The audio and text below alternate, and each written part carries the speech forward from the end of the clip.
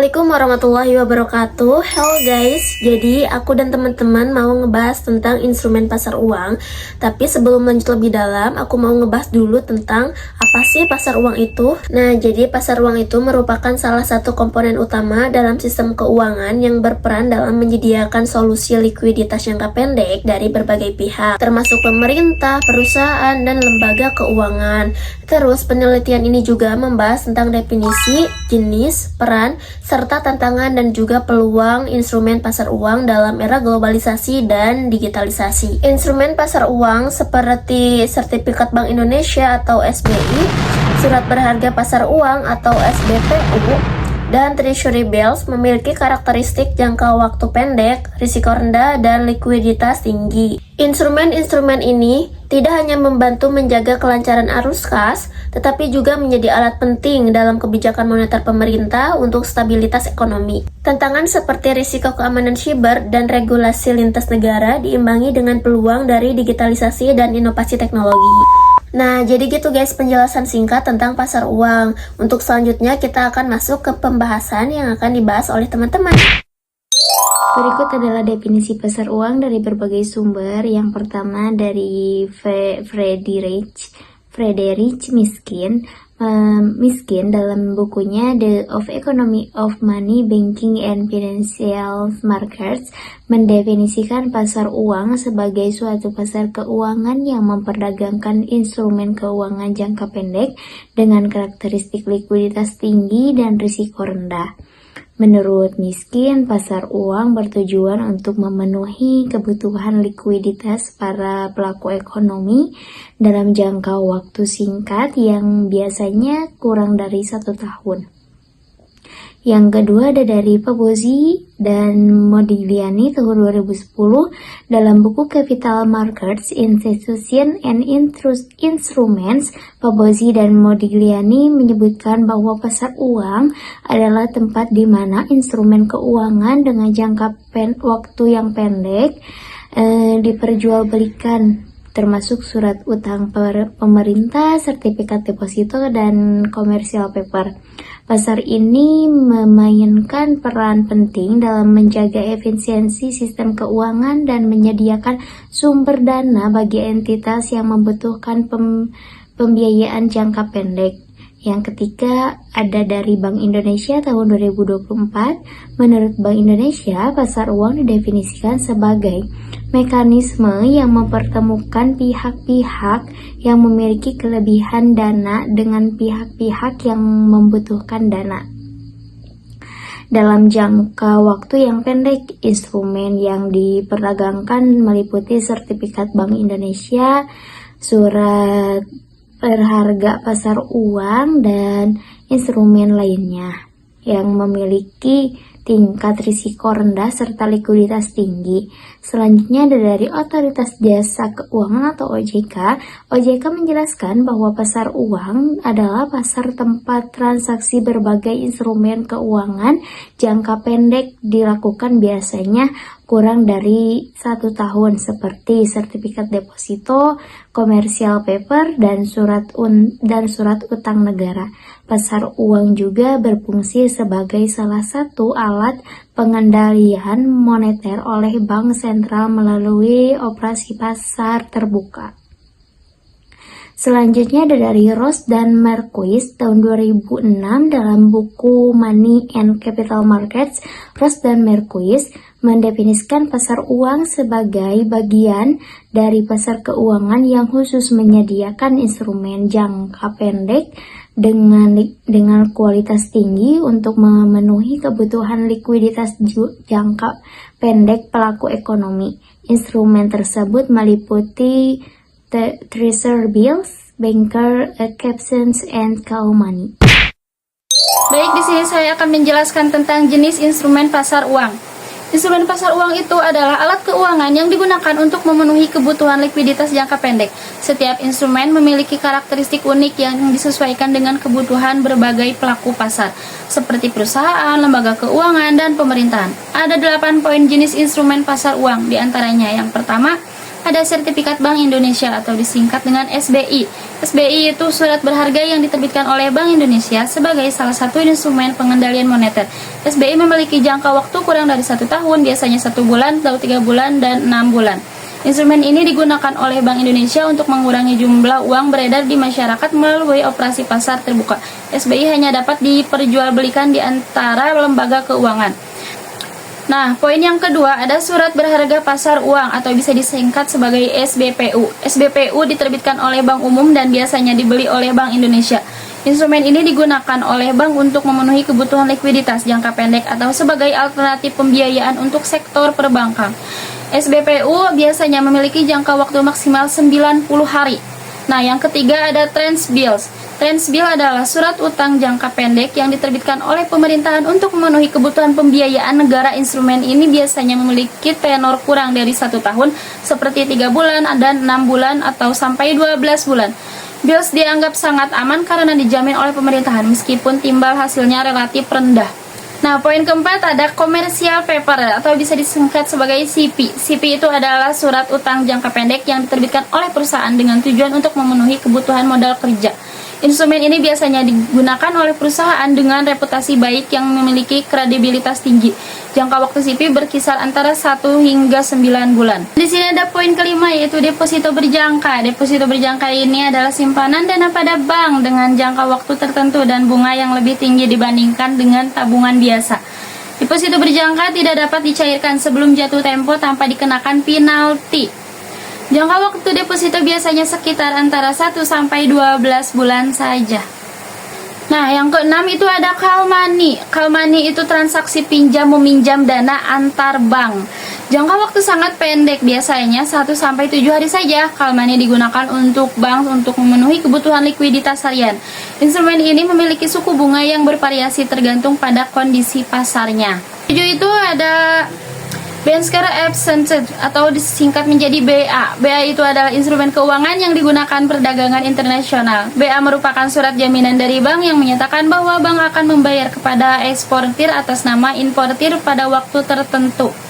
Instrumen ini sering digunakan untuk mempermudah transaksi ekspor atau impor. Dan yang kedelapan ada Repurchase Agreement atau bisa disingkat menjadi repo. Repo adalah perjanjian antara dua pihak di mana satu pihak penjualan surat berharga dengan janji untuk membelinya kembali pada harga dan waktu yang telah disepakati. Instrumen ini digunakan oleh bank untuk memenuhi kebutuhan dana sementara dengan perjanjian aset yang dimilikinya. Mungkin segitu saja penjelasan yang dapat saya sampaikan tentang jenis instrumen pasar uang. Bismillahirrahmanirrahim. Baik, untuk penjelasan selanjutnya yakni materi tentang peranan instrumen pasar uang. Nah, di sini dijelaskan bahwasannya instrumen pasar uang itu memiliki peranan yang sangat penting dalam mendukung stabilitas serta efisiensi keuangan suatu negara. Dengan karakteristik jangka pendek, risiko rendah dan likuiditas yang sangat tinggi, instrumen-instrumen ini memberikan manfaat bagi berbagai pelaku pasar. Di antaranya yaitu pemerintah, lembaga keuangan, dan perusahaan itu sendiri. Nah, di sini juga dijelaskan mengenai penjelasan lengkap mengenai peran instrumen pasar uang. Yang pertama yaitu menyediakan likuiditas jangka pendek. Maksudnya, instrumen pasar uang berfungsi untuk menyediakan dana segar secara cepat kepada pelaku pasar yang membutuhkan likuiditas jangka pendek. Contohnya, perusahaan dapat menggunakan commercial paper untuk memenuhi kebutuhan modal kerja sementara. Untuk yang selanjutnya yaitu mendukung stabilitas sistem keuangan. Instrumen pasar uang seperti sertifikat Bank Indonesia atau SBI membantu menjaga stabilitas sistem keuangan. Bank sentral menggunakan instrumen ini untuk mengontrol jumlah uang beredar melalui operasi pasar terbuka. Untuk yang ketiga, sarana pengendalian moneter. Nah, untuk peranan yang ketiga ini, maksudnya Bank Sentral menggunakan instrumen pasar uang sebagai alat kebijakan moneter untuk mencapai tujuan makroekonomi seperti stabilitas inflasi dan nilai tukar. Sebagai contoh, Bank Indonesia dapat menerbitkan SBI untuk mengurangi jumlah uang beredar atau membeli surat berharga pasar uang dari bank umum atau meningkatkan likuiditas di pasar. Peran instrumen pasar uang yang keempat yaitu mendukung aktivitas perdagangan dan investasi. Dalam perdagangan internasional, instrumen seperti bankers memainkan peran penting dalam memfasilitasi transaksi ekspor dan impor. Selain itu, perusahaan dapat menggunakan commercial paper sebagai alternatif pembiayaan yang lebih murah dibandingkan pinjaman bank. Yang kelima, yaitu mengurangi risiko keuangan. Dengan jangka waktu pendek dan risiko rendah, instrumen pasar uang menjadi alat penting untuk mengurangi risiko keuangan, baik bagi pelaku usaha maupun lembaga keuangan. Untuk yang terakhir, yaitu meningkatkan efisiensi pasar keuangan. Instrumen pasar uang membantu meningkatkan efisiensi pasar keuangan dengan menyediakan sarana yang memungkinkan untuk transfer dana dari pihak yang memiliki surplus ke pihak yang membutuhkan dana. Proses ini tidak hanya mempermudah aliran modal. Assalamualaikum warahmatullahi wabarakatuh.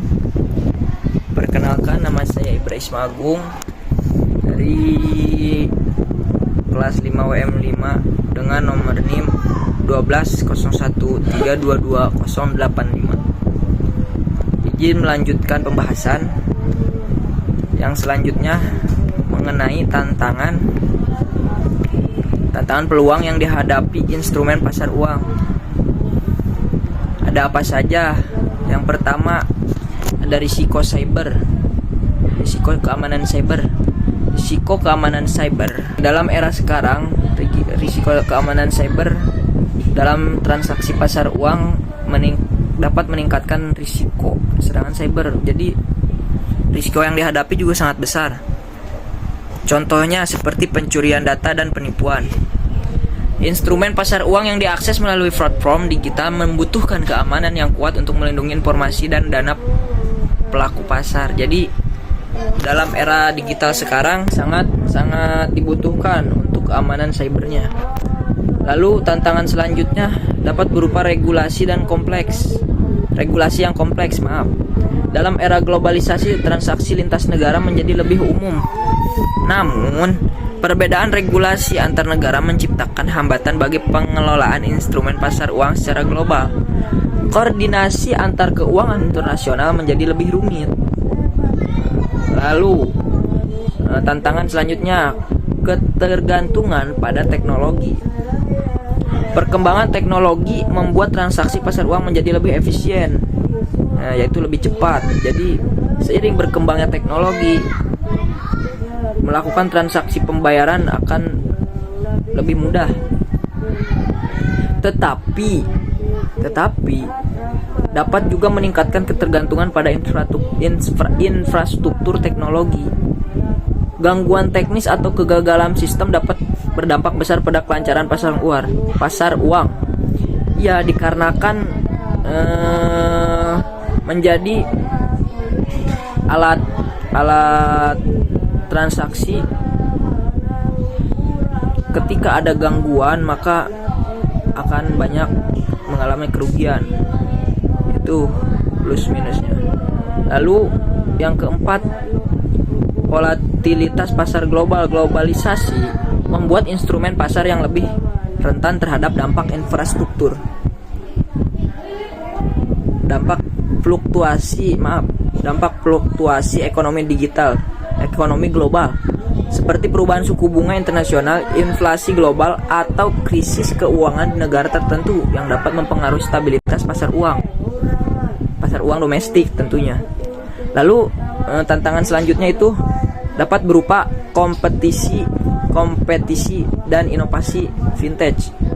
Perusahaan vintage menawarkan alternatif baru untuk kebutuhan likuiditas jangka pendek seperti platform pinjaman digital, yaitu bisa disebut juga pinjol atau pay later kalau anak muda sekarang. Hal ini dapat mengurangi peran tradisional instrumen pasar uang jika tidak diadaptasi dengan baik. Lalu selanjutnya tadi kan yang pertama itu tantangan. Selanjutnya peluang. Peluang yang pertama itu efisiensi transaksi. Digitalisasi memungkinkan transaksi instrumen pasar uang dilakukan secara lebih cepat dan lebih efisien melalui platform online. Misal, sistem pembayaran real time. Sistem pembayaran real time memungkinkan pelaku pasar menyelesaikan transaksi dalam hitungan detik. Jadi lebih efisien, lebih cepat. Peluang selanjutnya akses yang lebih luas. Globalisasi dan digital juga dapat membuka peluang bagi pelaku pasar dari berbagai negara untuk berpartisipasi dalam pasar uang. Hal ini meningkatkan likuiditas pasar dan memperbesar skala ekonomi yang dapat dicapai oleh instrumen pasar uang. Baik, selebihnya begitu, kurang lebihnya mohon maaf. Wassalamualaikum warahmatullahi wabarakatuh. Baik, untuk kesimpulannya yaitu pasar uang adalah pasar yang dirancang untuk mempertemukan pihak-pihak yang memiliki surplus dana dengan pihak-pihak yang membutuhkan dana dalam jangka pendek. Instrumen yang diperdagangkan bersifat liquid, aman, dan memiliki jatuh tempo yang relatif singkat. Pasar ini tidak hanya memberikan solusi likuiditas bagi pelaku pasar, tetapi juga menjadi instrumen penting dalam kebijakan moneter pemerintah. Nah guys, jadi segitu aja penjelasan yang bisa kami sampaikan tentang instrumen pasar uang. Semoga bisa dapat dipahami oleh teman-teman semua. Dan cukup sekian dari kelompok 6. Wassalamualaikum warahmatullahi wabarakatuh.